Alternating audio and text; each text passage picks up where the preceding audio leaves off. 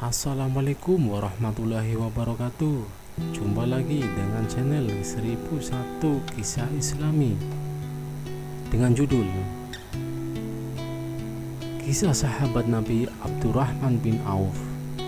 Abdurrahman bin Auf termasuk kelompok 8 orang yang mula-mula masuk Islam. Ia juga tergolong 10 sahabat yang diberi kabar gembira oleh Rasulullah masuk surga dan termasuk 6 orang sahabat yang bermusyawarah dalam pemilihan khalifah setelah Umar bin Khattab. Di samping itu, ia adalah seorang mufti yang dipercaya Rasulullah berfatwa di Madinah selama beliau masih hidup. Pada masa jahiliyah, ia dikenal dengan nama Abdurrahman Amr. Setelah masuk Islam, Rasulullah memanggilnya Abdurrahman bin Auf. Ia memeluk Islam sebelum Rasulullah menjadikan rumah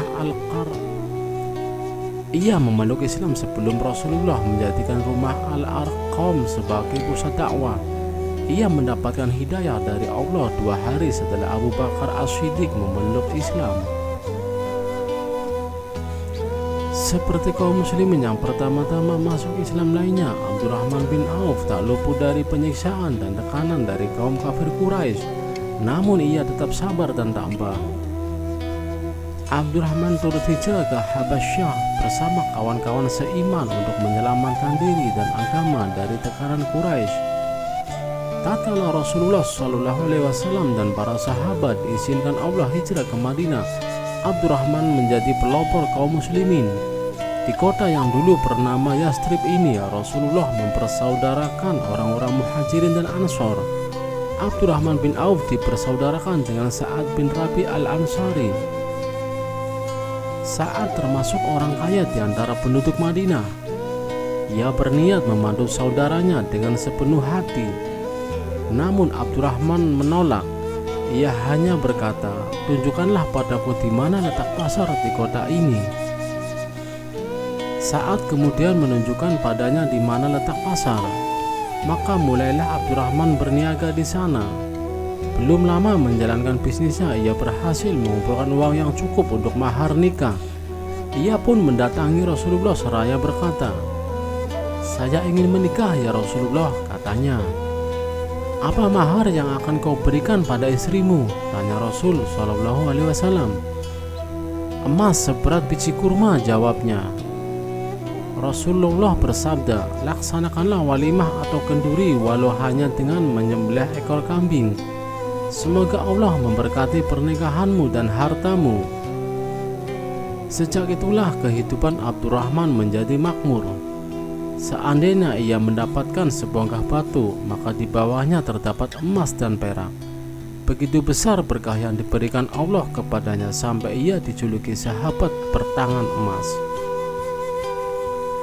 Pada saat perang Badar meletus, Abdurrahman bin Auf turut berjihad fi sabilillah. Dalam perang itu ia berhasil menewaskan musuh-musuh Allah, di antaranya Umar bin Utsman bin Ka'ab At-Taimi. Begitu juga dalam perang Uhud, dia tetap bertahan di samping Rasulullah ketika tentara muslimin banyak yang meninggalkan medan perang.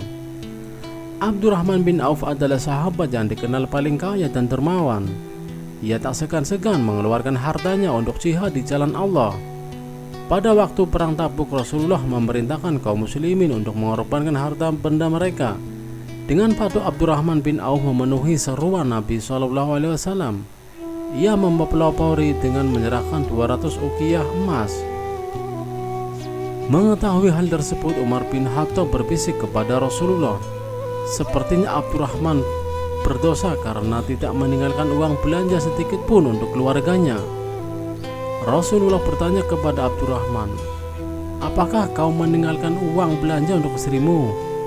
Jawabnya, "Mereka kutinggalkan lebih banyak dan lebih baik daripada yang kusumbangkan." "Berapa?" tanya Rasulullah. "Sebanyak rezeki, kebaikan dan pahala yang dijanjikan Allah." Pasukan muslim berangkat ke Tabuk. Dalam kesempatan inilah Allah memuliakan Abdurrahman dengan kemuliaan yang belum pernah diperoleh siapapun. Ketika waktu sholat tiba, Rasulullah terlambat datang. Maka Abdurrahman bin Auf yang menjadi imam sholat berjamaah Setelah hampir selesai rakaat pertama, Rasulullah tiba, lalu sholat di belakangnya dan mengikuti sebagai makmum. Sungguh tak ada yang lebih mulia dan utama daripada menjadi imam bagi pemimpin umat dan pemimpin para nabi, yaitu Muhammad SAW. Setelah Rasulullah wafat, Abdurrahman bin Auf bertugas menjaga kesejahteraan dan keselamatan ummahatul mukminin, para istri Rasulullah. Dia bertanggung jawab memenuhi segala kebutuhan mereka dan mengadakan pengawalan bagi ibu mulia itu bila mereka bepergian. Suatu ketika Abdurrahman bin Auf membeli sebidang tanah dan membagi-bagikannya kepada Bani Zuhrah dan kepada ummahatul mukminin. Ketika jatah Aisyah radhiyallahu anhu disampaikan kepadanya, ia bertanya, "Siapa yang menghadiahkan tanah itu buatku?" Abdurrahman bin Auf, jawab si petugas. Aisyah berkata, "Rasulullah pernah bersabda, tidak ada orang yang kasihan kepada kalian sepeninggalku kecuali orang-orang yang sabar." Begitulah doa Rasulullah bagi Abdurrahman bin Auf terkabulkan. Allah senantiasa melimpahkan berkahnya sehingga ia menjadi orang terkaya di antara para sahabat. Bisnisnya terus berkembang dan maju.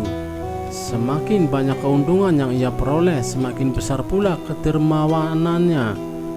Hartanya dinafkahkan di jalan Allah, baik secara sembunyi-sembunyi maupun terang-terangan.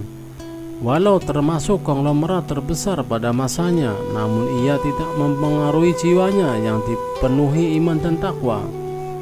Berbahagialah Abdurrahman bin Auf dengan limpahan karunia dan kebahagiaan yang diberikan Allah kepadanya. Ketika meninggal dunia, jenazahnya diiringi oleh para sahabat mulia seperti Sa'ad bin Abi Waqqas dan yang lain. Dalam kata sambutannya, Khalifah Ali bin Abi Thalib berkata, "Engkau telah mendapatkan kasih sayang Allah dan engkau berhasil menundukkan kepalsuan dunia.